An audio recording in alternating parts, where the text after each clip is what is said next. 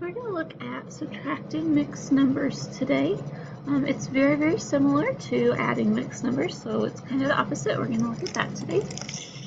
Remember, our essential question is how can equivalent fractions help me add and subtract? So we want to keep equivalent fractions in mind as we go throughout the lesson today.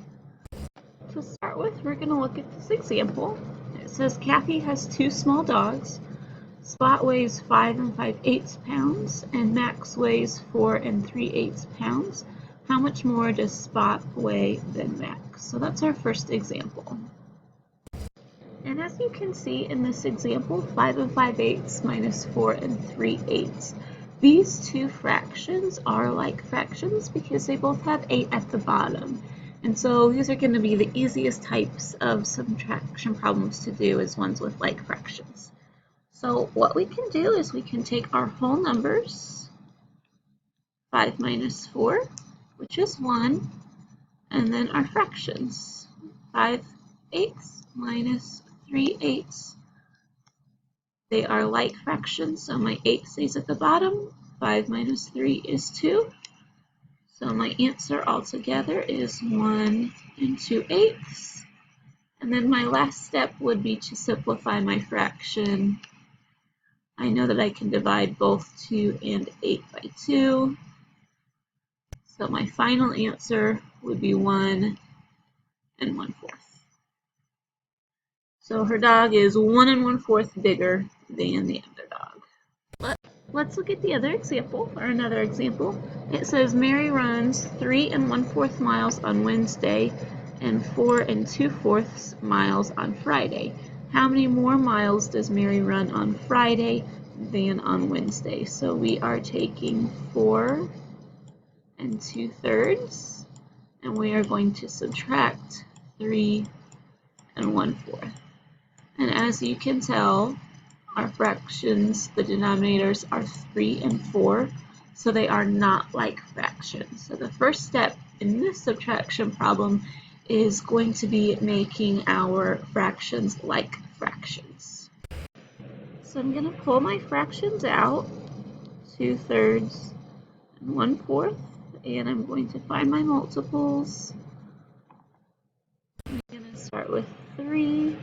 My multiples are 3, 6, 9, 12, 15, 18.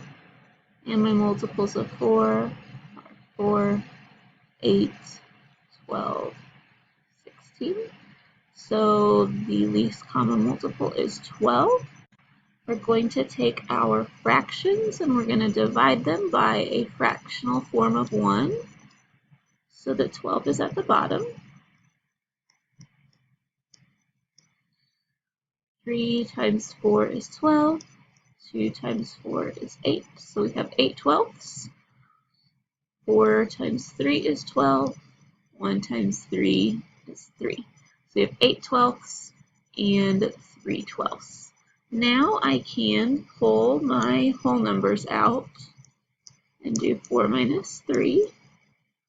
4 and 3, which is 1. So that's going to be the whole number of my answer. Then I'm going to take the fractions that I just did. 8/12 minus 3/12. They are like fractions, so 12 stays at the bottom. 8 minus 3 is 5. So my answer altogether would be 1 5/12. Alright, let's look at example 2 in your book.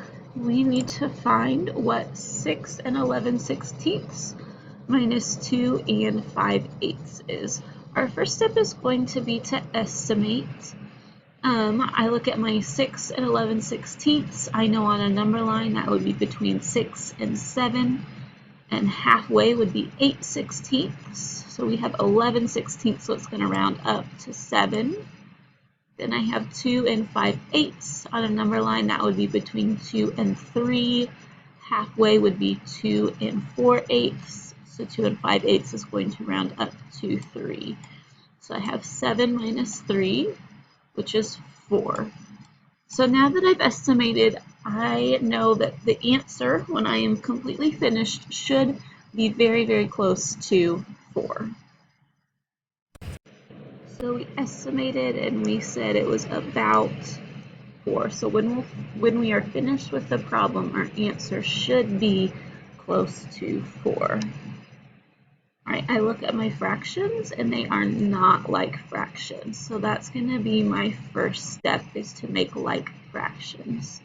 So I'll have my 11/16 and my 5/8. If I find my multiples, they're 8 and 16 and 16 and 32. So the first one that they have in common is 16. My 11/16 already has 16 at the bottom, so I don't have to change that. I'm going to multiply 5/8 by a fractional form of 1 so that 16 is at the bottom. 8 times 2 is 16. 5 times 2 is 10. Now I can go to my fractions and I can subtract. 16 is at the bottom of both of them, so it's going to stay at the bottom. 11 minus 10 is 1. Then I can pull out my whole numbers, 6 and 2, and subtract them. 6 minus 2 is 4. Then I put my whole number and my fraction together, and my final answer would be 4 and 1/16. And if you look at our estimate, we said our answer should be about 4, and 4/16 is very close to 4, so we know our answer is reasonable. I hope you've enjoyed today's lesson. Don't forget to have your independent practice done when you come back to meet with the teacher.